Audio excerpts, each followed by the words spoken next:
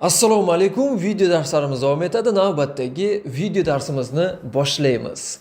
Navbatdagi video darsimiz sizlar bilan birgalikda milliy sertifikat original savollar tahlili 19-fevral 2023-yilda tushgan original milliy sertifikat savollarni birinchi qism, birinchi misoldan 32-misolgacha bo'lgan misollarni yechimini ko'rgandik.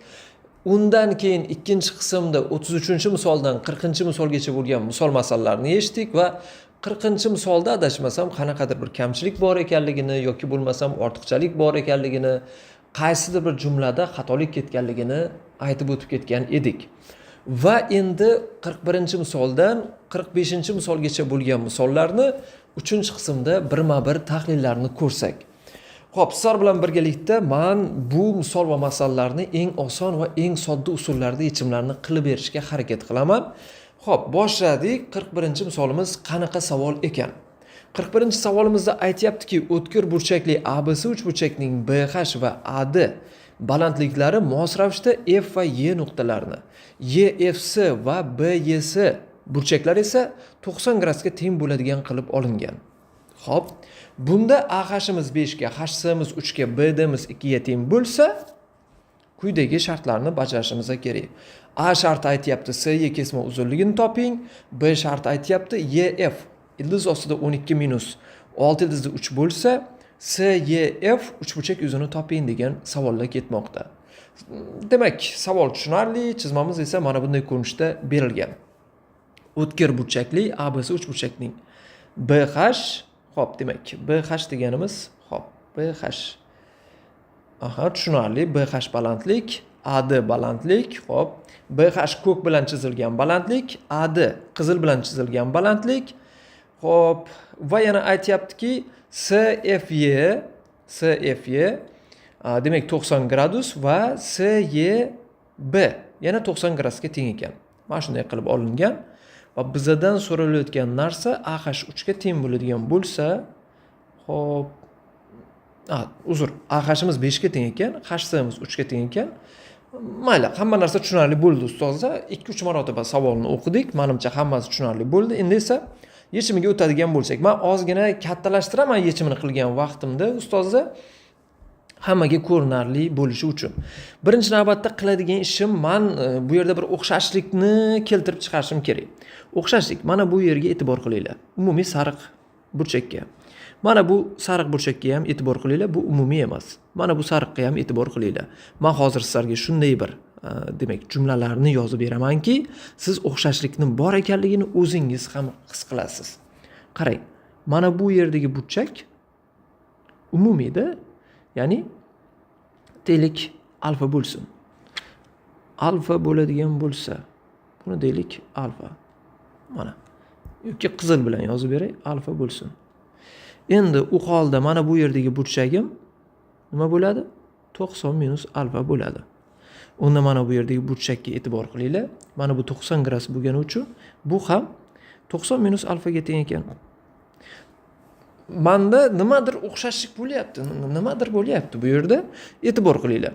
90 minus alfa, 90 minus alfa, alfa, alfa. Xo'p, bu yerda bitta burchagi umumiy, qolgan ikkita burchagi esa teng bo'lyapti. Unda bu yerda o'xshashlik bor. Ajoyib. Ketdik. Endi o'xshashlik bo'yicha misolni yechimini qilamiz. O'xshashlik bo'yicha HC ga e'tibor qilinglar. Demak, BHC uchburchak bilan ADC uchburchak o'xshash. O'xshashlikni ham chiroyli qilib yozib olaylik. ADC uchburchak bilan ADC uchburchak bilan o'xshash ekan. ADC uchburchak bilan CBH. Demak, ADC. Demak, unda B deb boshlayman. B, chunki burchaklarga e'tibor qilamiz. Burchaklar teng bo'lishi kerak. A burchak bilan B burchak teng bo'lishi kerak. Demak, D burchagimiz nima? 90 gradus. B, H, C ekan. Mana D burchak bilan H burchak, C burchak bilan C burchak teng. Demak, o'xshashlikni topdik. Unda o'xshashlik bo'yicha e'tibor qilamiz. 3 taqsim, mana bu joyini qanaqadir A deb bo'ladigan bo'lsa. 3 taqsim 90 minus alfani qarshisida 3, 90 minus alfani qarshisida bu yoqda A bor. Bu yoqda 3 bor. 3 taqsim A teng bo'ladi. Ketdik bu yoqqa.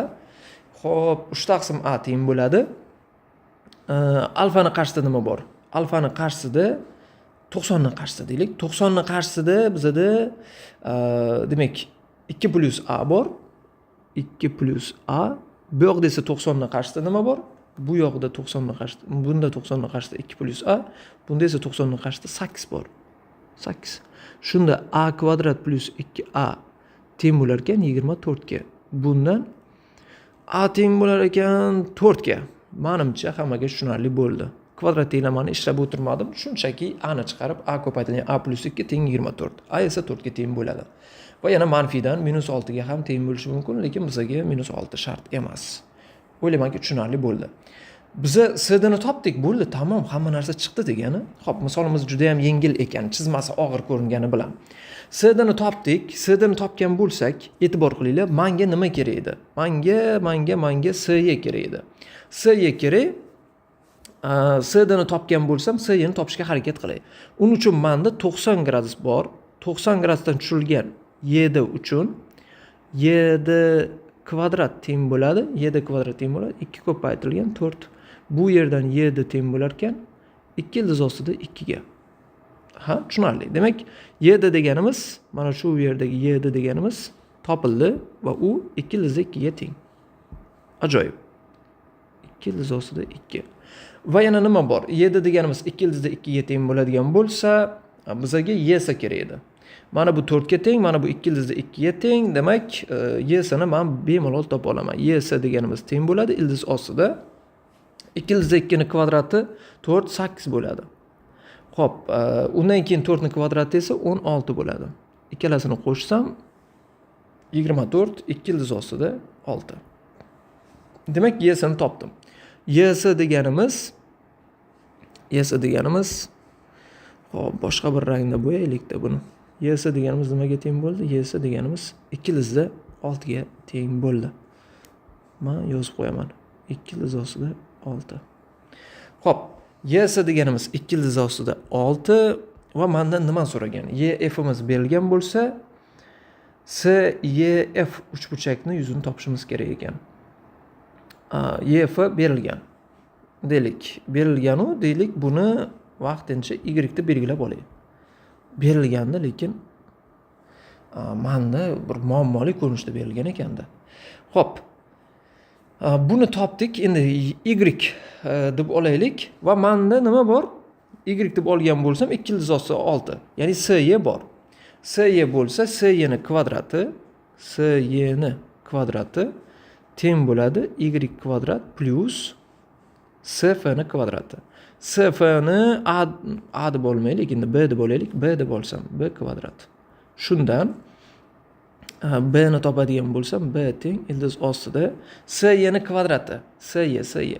Sy deganimiz 2 ildiz ostida 6, ya'ni 24 ayrilgan y ni kvadrati. Buni kvadrati demak 12 plus 6 ildiz ostida 3.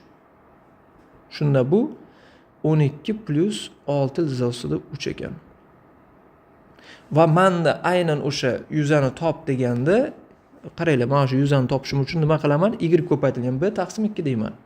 Y ko'paytirilgan b taqsim 2. Bu ham ildiz ostida 12 minus 6 ildiz ostida 3 ko'paytirilgan ildiz ostida 12 plus 6 ildiz ostida 3 taqsimda demak 2.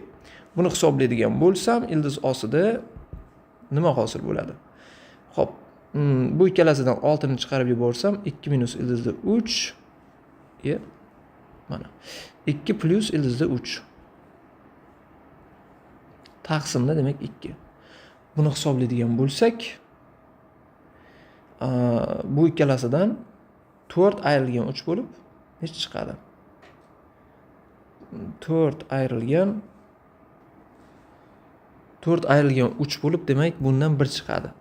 Mana bu ikkalasi 1 bo'lar ekan va yana bizlarda mana bu yerda 6, yana bitta 6 bordi, o'sha qolib ketdi. Men ildizdan tashqariga chiqardim deb o'ylabman, ildizdan tashqariga chiqarmayapman hali. Demak, bu ikkalasi 1 bo'lib ketdi, ko'paytmasi.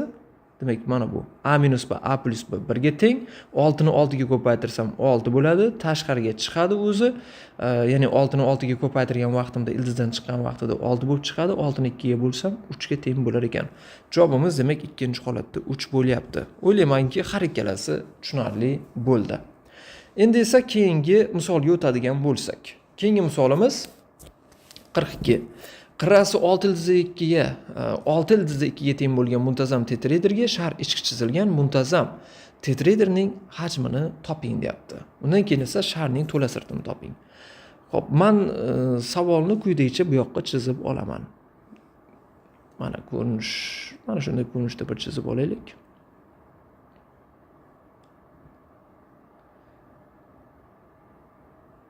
Mana. Endi bu tetraeder bo'lgani uchun kelinglar, mana shu yerdan tetraederni balandligini tushirsam. Mana shu yerga balandlik shu yerga tushdi. Mana buni topadigan bo'lsam, tetraederni qirrasi 6/2 ekan. Hozircha tetraederni qirrasini a deb turadigan bo'lsam, men avvalan bu formulani isbotlaganman-ku, lekin yana bir bor isbotlay. Tetraederni balandligi markazga tushadi. Endi asosi u yerda muntazam uchburchak bo'lgani uchun mana bu tashqi chizilgan aylana radiusiga teng bo'ladi. Tashqi va ichki mana bu yerdan o'tkazsangiz, pastdan, asosdan o'tkazsangiz ichki, uchidan o'tkazadigan bo'lsangiz tashqi. Demak, bu a'miz, ya'ni katta erimiz a taqsim ildizda 3 ekan. Unda mana bu a ga teng, mana bu perpendikulyar, mana bu h ni topishga harakat qilaylik. Mana shu to'g'ri burchakli uchburchakda. Qaranglar, bu yoqqa chizib ko'rsataman. Mana to'g'ri burchakli uchburchak.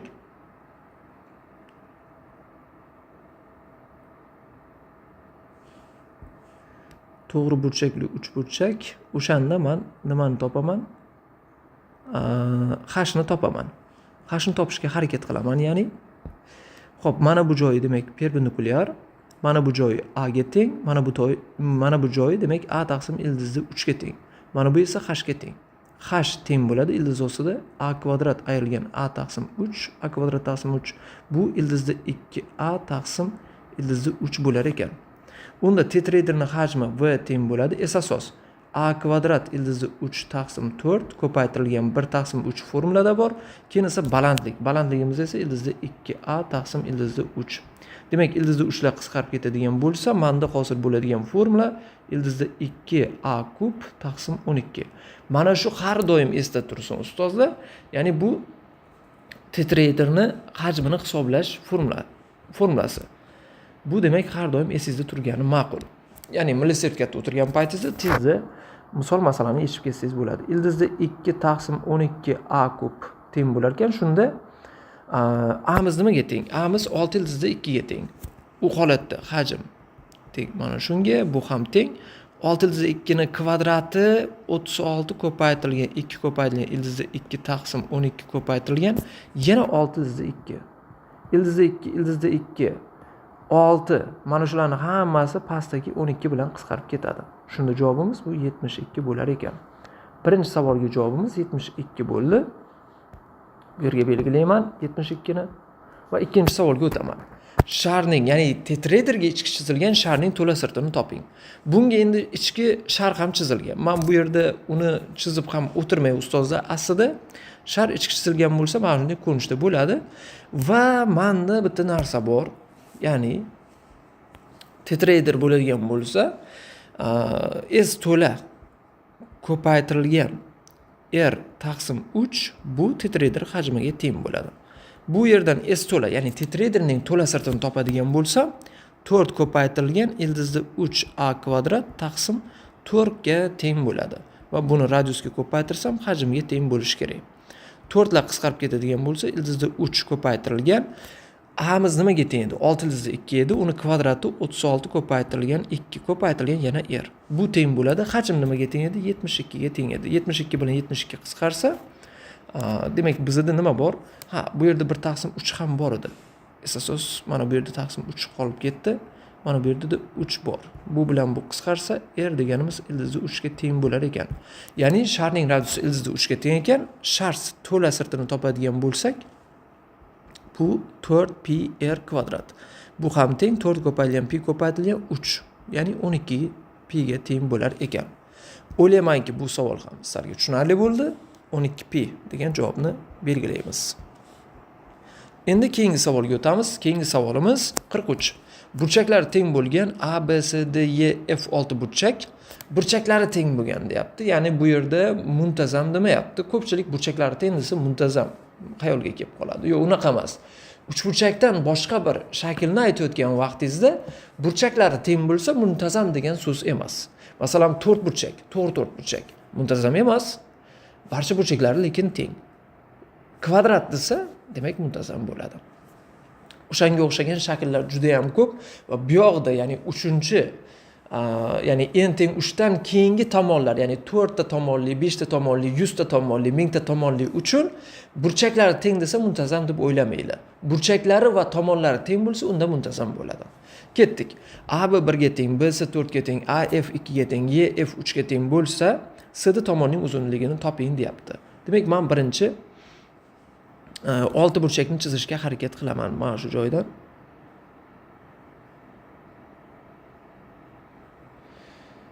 Xo'p, 1 2 3 4 5 6. 6 burchakni chizdim. Endi e'tibor qilinglar. Men buni davomini ham chizib chiqaman va undan oldin men yozib chiqaydi. A B C D'larni. A B C D E F.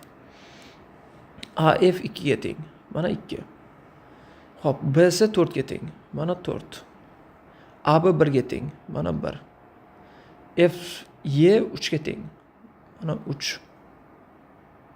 C D tomonining uzunligini toping. C D ni bilmaymiz, o'shani topishga harakat qilamiz. Keling, bu yog'ini davom ettiraman. Ya'ni mana bu nuqtada tutashadi deb o'ylaylikda davom ettiraylik. Bu yog'ini ham davom ettiraman. Bu yog'ini ham davom ettiraman. Va e'tibor qilsak, mana bu joy 120 gradus, barcha burchaklar teng degan-ku. Shunda mana bu joy 60 gradus bo'lar ekan. Bu joy yana 120 gradus bo'lsa, mana bu joy yana 60 gradus. Unda mana bu ham 60 gradus bo'lishga majbur. Bu tomonlarda ham xuddi shunday isbotlab o'tirmayman. 60 gradus. Bu ham demak 60 gradus bo'lyapti. Xo'p, bular tushunarli. Endi bu 4 bo'lsa, mana bu 4, bu 4 bo'lsa, mana bu 4, bu 2 bo'lsa, bu yog'i 2, bu yog'i ham 2. Demak, bu umumiy 5, 7 bo'ldi bu tomon. Bu tomon ham 7 bo'lishi uchun bu yoqqa mana 2 yetmayapti. Demak, bu ham 2, bu ham 2. Bu yog'i ham 7 bo'lishi uchun 1 yetmayapti. Demak, CD deganimiz ustozlar nimaga teng ekan? 1 ga teng ekan. Buni bilib qo'yaylik. CD deganimiz 1 ga teng. Xo'p, CD deganini 1 ga teng ekanligini bildik. Birinchi bizdan so'ralgan narsa shu emasmidi? CD degani 1 ga teng. Birinchi shu so'ralgan. Endi keyingi so'ralgan narsa nima? Keyingi so'ralgani mana shu muntazam emas ekan. 6 burchakni, faqatgina 6 burchakni yuzasini so'rayapti. 6 burchakni yuzasini birdaniga topa olmaymiz ustozlar. Uni qanday topamiz? Mana shu deylik, nima desak? KMN. KMN muntazam 3 burchakning yuzini topaylik. S KMN 3 burchak yuzidan ayiraman. MBS 3 burchak yuzi ayiraman yana. S AKF ayiraman yana. S DYN 3 burchak yuzini. Bularni hammasini ayirib chiqadigan bo'lsa, menda 7 ni kvadrati ildizda 3 taqsim 4 muntazam 6 burchakning yuzi, muntazam 3 burchakning yuzi hisoblanyapti. 7 ni kvadrati ildizda 3 taqsim 4. Bundan ayiraman. 4 ni kvadrati ildizda 3 taqsim 4. Yana ayiraman. Xo'p, 2 ni kvadrati ildizda 3 taqsim 4 dan 2 ta bor ekan. Bu yoqda bor, bu yoqda bor. Shuni hisoblab chiqadigan bo'lsam, demak 49 ildizda 3 taqsim 4 ayrilgan 4 ildizda 3 ayrilgan yana bu bilan bu qisqaradigan bo'lsa 2 ildizda 3 24 25 ildizda 3 taqsim 4 25 ildizda 3 taqsim 4 bo'lar ekan bizni javobimiz. Keyingi misolga o'taman. Keyingi misolimiz 44. Koordinatalar tekstligida y1imiz ildizda 3x ga, y2imiz x taqsim ildizda 3 ga teng bo'lgan funksiya grafiklari yasalgan. Birinchi chorakda bu to'g'ri chiziqlar orasidagi demak, bu to'g'ri chiziqlar orasida AB nuqta olingan va a kvadrat plus b kvadratimiz 144 ga AL AK kesmalar mos ravishda A nuqtada AL AK nuqtalar mos ravishda A nuqtada Y1 va Y2 to'g'ri chiziqgacha bo'lgan masofalar, eng yaqin masofalar M va N nuqtalar A nuqtaga mos ravishda K va L nuqtalar simmetrik bo'lgan. Demak, xo'p, masala tushunarli. Chizmadan ham hamma narsa ma'lum, faqat chizmada shartda aytilganiga qo'shimcha ham ma'lumot berilgan.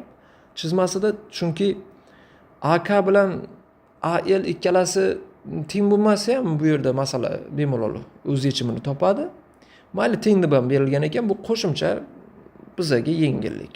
Agar teng bo'lmasa ham bizga u tengmi, teng emasmi aslida qiziq emas. Kelinglar, mana bu yerda nimani o'tkazaylik? OA ni o'tkazaylik. OA ni o'tkazaman, ON ni o'tkazaman, OM ni o'tkazaman. OM ni ham o'tkazay. Xo'p, menda mana shu o'tkazganlarimdan keyin nimalar hosil bo'ladi? O'zi aslida bu yoqda ham balandlik bo'lyapti, ham mediana bo'lyapti bu tomoni uchun. Demak, menda mana bu ikkalasi bir-biriga teng degan xulosa kelib chiqadi. Bu yoqda ham xuddi shunday. Mana bu mediana bo'lsa bo'ldi. Aslida bu bir chiziq bo'lsa ham bo'ladi. Qiziq emas bizga. Endi biz bir chiziq qilibmiz, buni 3 chiziq qilsak ham bo'ladi. Ya'ni buni aynan AL bilan AK bir-biriga teng bo'lishi bizga qiziq emas demoqchiman. Bu yoqqa ham teng bo'ladi va OA ni topadigan bo'lsak, OA deylik o'sha D masofamiz. OA ni o'zini topaylik, teng ildiz ostida A minus 0 ni qavs kvadrati plus B minus 0 ni qavs kvadrati bo'lib, ildiz ostida A kvadrat plus B kvadrat. A kvadrat plus B kvadratimiz bizda 144 deb berilgan edi. Unda bu 12 ga teng bo'lar ekan. Xo'p, 12. Buni tushundik, yozdik, 12 ekan. Demak, mana bu ham 12, mana bu ham 12, bu ham 12. Va bizda yana bitta narsa, ustozlar, agarda man mana shu joydan bitta MN ni o'tkazib yuborsam nimaga teng bo'lar ekan degan bir xulosa bor menda. Xo'p, MN ni o'tkazib yuboray. Unda menda nima hosil bo'ladi? Xo'p, menda hosil bo'ladigan narsa. Endi mana bu joyi bo'ya endi biz teng deb yozdik-ku, lekin kelinglar deylik ixtiyoriy uchun olaylik. Mana bu joyi alfa desam, mana bu joyi ham alfa bo'ladi. Chunki deganni OK deganimiz ham mediana, ham balandlik bo'lyapti, demak u bisektrisa ham bo'ladi. Va mana bu joyi beta desam, mana bu joyi ham beta bo'lar ekan. Mana shunday ko'rinishda bo'lsin. Endi mana shunday ko'rinishda bo'ladigan bo'lsa, bizda hosil bo'layotgan narsa nima? Bizda hosil bo'layotgan narsa alfa, beta deb oldik. Endi mana shu joyda xo'p, qizilgacha bo'lgan burchagimiz 30 gradusga teng bo'ladi. Qizilgacha bo'lgan burchagimiz 30 gradusga teng bo'ladi. Nima uchun? Chunki mana bu y teng 1 taqsim ildizli 3 x midi? 1 taqsim ildizli 3x edi. Mana bu degani tangens 30 gradusda 1 taqsim ildizli 3 bo'ladi-da. Mana bu yergacha bo'lgan burchagimiz 60 gradus bo'ladi. Bu yergacha bo'lgan burchagimiz 60 gradus bo'ladi. Demak, bizda nima hosil bo'lyapti? Y teng ildizli 3x, bu yerdan tangens 60 gradusda ildizli 3 ga teng bo'ladi. Endi yana bir narsaga e'tibor qilinglar ustozlar. Bizada deylik, mana bu ikkita qizil chiziqlar orasidagi burchak necha gradusga teng bo'ladi? Bu qizil chiziqlar orasidagi burchagimiz bizada 30 gradusga teng bo'ladi. Alfa plus beta 30 gradus. Bu qayerdan chiqdi? Qizildan OX o'qigacha bo'lgan burchagimiz qanaqadir 60 gradus. Bu qizildan bu OX o'qigacha bo'lgan burchagimiz qanaqadir 30 gradus. Ikkalasini ayirib chiqsak, mana bu yerdagi burchak qoladi. Bu burchagimiz esa 30 gradusga teng ekan. Demak, alfa plus betamiz 30 gradusga teng bo'ladigan bo'lsa, bizda xulosa paydo bo'ladiki, 2 alfa plus 2 betamiz 2 betamiz 60 gradusga teng bo'lar ekan. Demak, mana bu yerdagi burchak 60 gradusga teng. Umumiy mana bu yerdagi burchak. U burchagimiz 60 gradusga teng bo'ladigan bo'lsa, MO deganimiz 12 ga teng bo'lyapti. ON deganimiz 12 ga teng bo'lyapti. Unda MN ham mana shularga teng bo'lib, u ham nimaga teng bo'ladi? 12 ga teng bo'ladi. MN deganimiz so'ralgan 12 ga teng. Mana bu ikkinchi savol ekan. KL ni so'ragan. KL endi bu yerda o'rta chiziq bo'lyapti. Bizga mana bu ikkalasi teng bo'lishi shart emas, lekin o'rta chiziq ekanligini shundoq ham bilsak bo'ladi. Unda u o'rta chiziq bo'ladigan bo'lsa, KN ni shunday o'tkazib yuboradigan bo'lsam, u o'rta chiziq bo'ladigan bo'lsa, uni qiymati 6 ga teng bo'lar ekan. 12 ni yarmi, ya'ni javobimiz 6. O'ylaymanki, bu savol ham sizlarga tushunarli bo'ldi. Anchagina yengil savol, lekin chizmasi yetarlicha qiyin ko'rinadi. Keyingi savolga o'tdik. Keyingi savolimiz 45-savol. Binoning hajmi 96 metr kub. Balandligi va eni bir xil. Balandligi va eni bir xil. Mana A deb berilgan. Uzunligi B bo'lgan binoning bir devori uy devoriga yopishgan. Binoning uy devori bilan umumiy bo'lgan qirralari armaturadan, 3 ta yon devori shisha oynadan va tomini tunikadan tiklagan. Agar bino uchun armaturani eng kam miqdorda sarflagan bo'lsa, jami qancha armatura sarflagan degan savol ketmoqda. Berilganlarni yozib chiqsak ustozlar, demak, mana bu joyi A bo'ladigan bo'lsa, bu ham A ga teng bo'ladi. Unda mana bu ham demak A ga teng bo'ladi. Bu yoqda ham xuddi shunday. Bu yoq ham A, bu ham A, bu ham A ga teng bo'ladi. Xo'p, ketgan armatura haqida gaplashadigan bo'lsak, binoning hajmi 96 metr kub. Xo'p, balandligi va eni bir xil. A uzunligi B bo'lgan binoning bir devori uy devoriga yopishgan. Binoning uy devori bilan umumiy bo'lmagan qirralari armaturadan, 3 ta yon devori shisha oynadan va tomini tunikadan tiklagan. Xo'p, demak, agar bino uchun armaturani eng kam miqdori. Bizda shart tushunarli, faqat mana bu joydagi A ni men bu joyga o'tkazaman. Chunki e'tibor qiladigan bo'lsak, binoning uy devori bilan umumiy bo'lmagan qirralari armaturadan iborat demoqda. Demak, mana bu joy armatura, mana bu joy armatura, mana bu joy armatura. Menimcha hamma tushundi. Mana shunday qilib tushunishimiz kerak. Bu joy ham demak armatura emas, devor bilan mahkamlangan joy. Mana bu lekin armatura bo'ladi. Xo'p, shunda 3A nima bo'ldi? Armatura bo'ldi. 3A armatura. Bu yog'ida, jami 6A bo'ladi shunda. Xo'p, jami 6A. Bu yog'ida 3A, bu yog'ida 3A, jami 6A armatura. Plus yana bu yog'ida B, bu yog'ida B, jami 2B. Chunki e'tibor qilinglar, devor bilan umumiy bo'lmagan. Mana bu joy B bo'ladi, lekin armatura bo'lmagani uchun uni olmaymiz. 2B. Bu demak armaturani qiymati. Xo'p, keyin esa shisha haqida gaplashaylik. Shisha mana bu yerda A kvadrat, oldida AB, bu yoqda yana A kvadrat. Shunda 2A kvadrat plus AB yuzamiz, bu shisha uchun. Shisha. Keyin esa tom qismi tunikadan bo'ladigan bo'lsa, tom qismi faqat mana bu joyi. AB tunika. Hop, ketdi. Bu yog'i demak armatura. Xo'p, agar bino uchun armaturani eng kam miqdorda sarflagan bo'lsa, jami qancha armatura sarflangan degan savol ketyapti. Unda binoni asosi AB ko'paytirilgan balandligi yana A ga teng bo'lyapti. Shu binoni nimasiga? Hajmiga teng bo'ladi, 96 ga. Shu yerdan B ni topadigan bo'lsam, B ni topish osonroq ekan. 96 taqsim A kvadrat hosil bo'lyapti. Endi men armaturaga olib borib qo'yaman-da, o'shani eng kam miqdorda deyman. 96 69 bo'lib qoldi.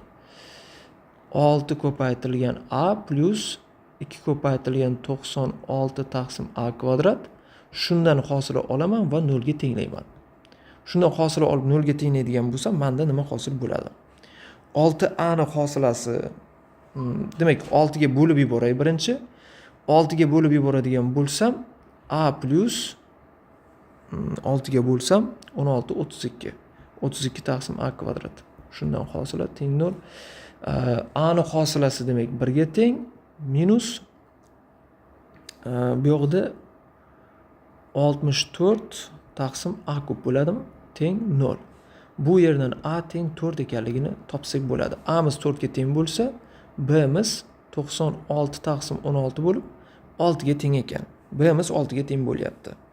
U qoldi, armaturani o'rniga olib borib qo'yadigan bo'lsam, 6 ko'paytirilgan A miz 4 ga teng edi.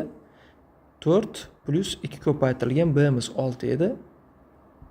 Shunda 6 ko'paytirilgan 6 bo'lib 36 ga teng bo'lar ekan. Birinchi javobimiz 36 metr. 36 metr armatura. Ikkinchisi, agar 1 metr armatura $1, 1 metr kvadrat shisha oyna $10 va 1 metr kvadrat tunuka $5 tursa, binoni tiklash uchun jami qancha sarflangan degan savol ketmoqda. Demak, 1 metr armatura $1 bo'ladigan bo'lsa, 36 metr armatura ketgan. Demak, u 36 ko'paytirilgan $1 dan jami $36 bo'ladi. Va undan keyin bizada nima bor? Shisha. 2A kvadrat plus AB. 2A kvadrat plus AB. Bu teng bo'ladi. A miz 4 ga teng edi. Shunda 16, 2 ko'paytirilgan 16 plus 4 ko'paytirilgan 6. 32, 26, 56. 56 metr kvadrat. Shishamiz 1 metr kvadrat shishamiz $10 ekan. Demak, bu $10dan. Shunda $560. $36, $560 va undan keyin nima bor? Undan keyin tunika. AB. Tunika deganimiz AB ga teng. AB bo'ladigan bo'lsa, bu 4 ko'paytirilgan 6 bo'lib 24 bo'ladi. 24 metr kvadrat tunika va bu $5dan. $5dan bo'ladigan bo'lsa, bu $120. Jami $560 plus $120 plus $36. Shuni hammasini hisoblaydigan bo'lsam, $680, $716. $716. O'ylaymanki, hammaga tushunarli bo'ldi. Bizada javobimiz mana shunday ko'rinishda bo'lyapti. $716. Shu bilan ustozlar, biza hamma 19 fevral kuni tushgan hamma savollarning yechimlarini ko'rdik. Mana ko'rishlaringiz mumkin. O'ylaymanki, men sizlarga bu misollarni tushuntira oldim degan umiddaman. Kimdadir qanaqadir savollar bo'ladigan bo'lsa, tushunmagan joyi bo'ladigan bo'lsa, albatta guruhimizga yozsanglar bo'ladi. Men o'zim demak sizlarga bu borasida albatta savollaringizga javob beraman. Guruhimizda ham bu yerga yozib qo'yaman.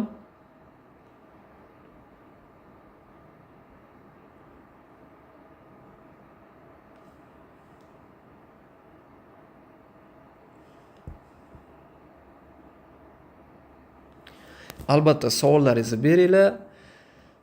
Hammangizni savollaringizni kutib qolaman. Bugun 21-yanvar, yarim soatdan ortiqroq vaqtim bor edi. Allohga shukrki, men sizlarga bu 19-fevral kuni tushgan milliy sertifikat savollarini qolgan misol masalalarni ham video dars qilishga ulgurdim.